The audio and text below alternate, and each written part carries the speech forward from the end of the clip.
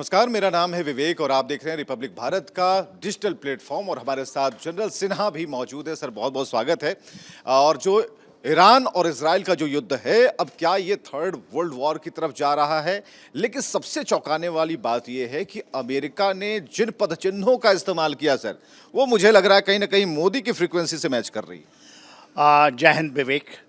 देखिए विवेक, इसको यदि आप बहुत डीपली जाएंगे तब पढ़ पाएंगे। ये सतह पे देखेंगे तो आपको विरोधाभास दिखाई देगा, मगर डीपली जाएं और इसको थोड़ा आपको पीछे जाके देखना पड़ेगा। जब आपने बात किया, दो सवाल है आपकी कि क्या हम थर्ड वर्ल्ड वॉर की तरफ जा रहे हैं, और दूसरा आपका है कि समानताएं हैं, क्या विरोधाभास है दोनों के पर्सनैलिटी में।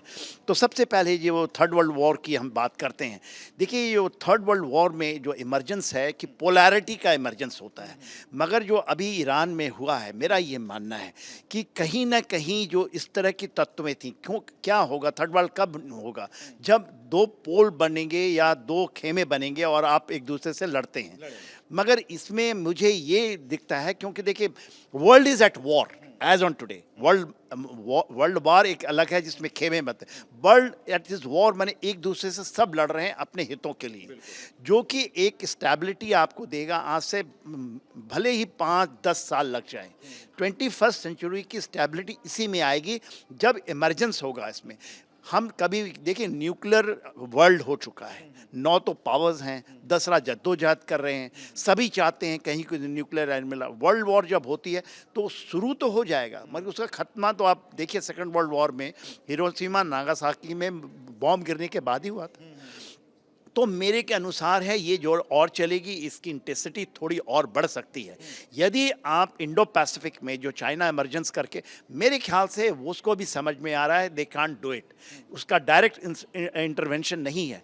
$400 बिलियन का 25 सालों तक उसका निवेश है ईरान के अंदर में, मगर वो खुल के तो आ ही नहीं रहा है।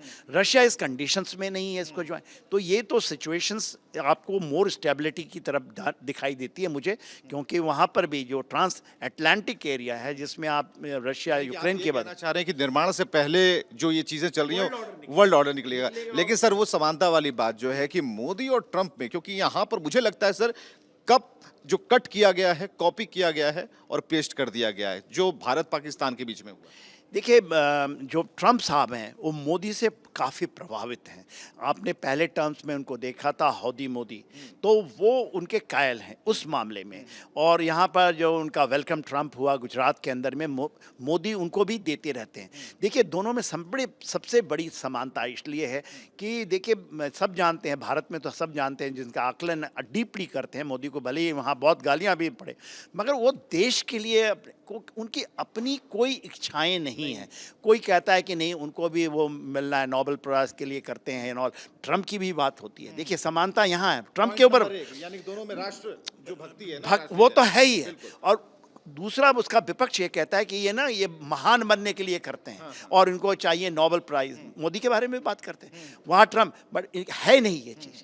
देखिए ट्रंप ने भी अपनी ज़िंदगी में, क्योंकि एक बहुत बड़े सक्सेसफुल बिजनेसमैन रहे हैं, तो उनका ऐसा कोई दिखता है कि वो कहते हैं कि डील डील, बिकॉज वो बिजनेसमैन है। मोदी भी आप डील करते हैं, और उन्होंने एक बात कही थी, मोदी से बढ़कर डील कोई नहीं कर सकता। ट्रंप, यहाँ भी समानता है दोनों में। मोदी इज ऑल्सो बिग, अपने कंट्री के लिए जो वो डील करते हैं। और कहा कि सबसे दुनिया का, ये ट्रंप का कहना है, दोनों एक दूसरे की इज्जत कर सकते हैं। आज के दिन में ऐसा लगता है कि साहब ट्रंप साहब कहीं इनके अंदर खटास आई हुई है, मगर देखिए ट्रंप पूरी की पूरी मोदी को कॉपी करते हैं। सर हमले जब होते हैं तो हमले भी परमाणु ठिकानों पर यहाँ पर हमला हो जाता है, और यहाँ भी मकसद कुछ ऐसा है। हाँ देखिए ना, दो चीज इसमें आप देखें। पहला, मोदी जी का कहना क्या है कि टेररिज्म, खासकर के आतंकवाद जो जिहाद का है, नाम तो जिहाद का नहीं लेते, वो तो एक टेररिज्म की बात करते हैं, मगर है तो वह आतंकवादी जिसमें जिहाद का अंश है पाकिस्तान को लेकर के, और वो कहते हैं पूरे विश्व में खत्म होनी चाहिए। ट्रंप भी इसके पूरे के पूरे इस बात को मानते हैं कि यदि इस विश्व में कोई सबसे बड़ा प्रॉब्लम है तो वो है आतंकवाद, और ये होगा। देखिए वेस्ट एशिया में नंबर 3 जो है ये भी मिलता है। एब्सोल्युटली सोच वही है, क्योंकि बहुत डीपली जाते हैं। ट्रंप के ऊपर हमला हुआ था। देखिए ट्रंप को आप हल्के में मत लीजिए। वो जो दिखते हैं कि कोई कहता है ना कि जंपिंग जैक हैं, जंप मारते हैं, कभी क्या बोलेंगे कब पट, मगर वो उसके अंदर एक बहुत डीप होता है। देखिए मैं आपको उदाहरण देता हूँ। उन्होंने कहा 2 दिन में कर देंगे, 48 घंटे में करेंगे, नहीं करेंगे, 2 हफ्ते में करेंगे, हम बातचीत कर लेंगे।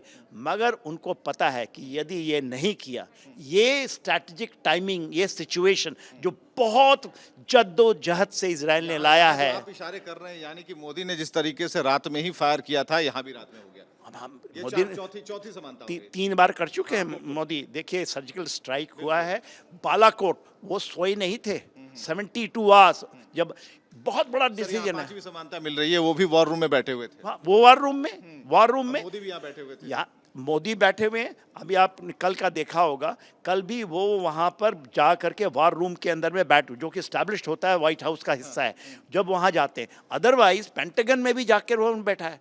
वो जब अभी जब बात की इसकी, तो एड्रेस कहाँ से किया है? पेंटागन से। हेडगेट साहब भी वहाँ पर में थे और उन्होंने कहा कि जो चीफ ऑफ स्टाफ हैं उनके बाद डिटेल ब्रीफिंग आएगी। तो देखिए समानताएं बहुत हैं, तरीका अलग है। तरीका अलग है, बिल्कुल सर। तो यहाँ पर आपने देखा कि जिस तरीके से जनरल सिन्हा ने कहा कि समानताएं काफी है, कुल मिलाकर 5 ऐसे बिंदु इन्होंने बता दिए छोटे से वक्त में, जिसमें ऐसा लगा कि मोदी ने कहाँ से शुरुआत की थी। दोनों में राष्ट्रभक्ति एक साथ है, दोनों अपने राष्ट्र के बारे में सोचते हैं। अब देखिए कैसे नहीं, यहाँ पर आतंक पर हमला होता है लेकिन परमाणु ठिकाने नष्ट होते हैं, यहाँ भी हमला उसी तरीके से होता है।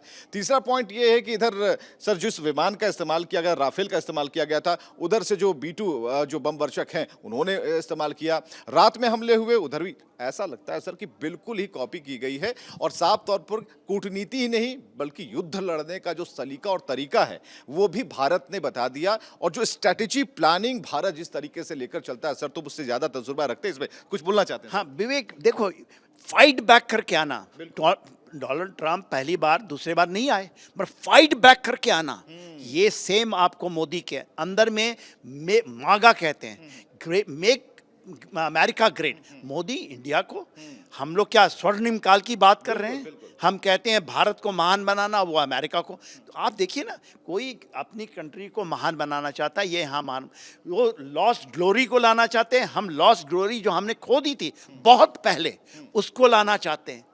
तरीका सेम एग्रेसिव है, दोनों का एग्रेसिव है। बिल्कुल। तो और भी क्या क्या समानताएं, अगर आपको भी कुछ समानताएं पता चलती हों और ऐसा लगता हो कि भारत को लगातार अमेरिका कॉपी कर रहा है, तो आप भी कमेंट बॉक्स में लिख सकते हैं। फिलहाल के लिए बस इतना ही, लेकिन जो नए सब्सक्राइबर हैं हमारे साथ जुड़िएगा ज़रूर, क्योंकि ऐसी ही अपडेट खबरों के लिए हम बराबर आते रहेंगे। बने रहिए रिपब्लिक भारत के डिजिटल प्लेटफॉर्म के साथ। शुक्रिया।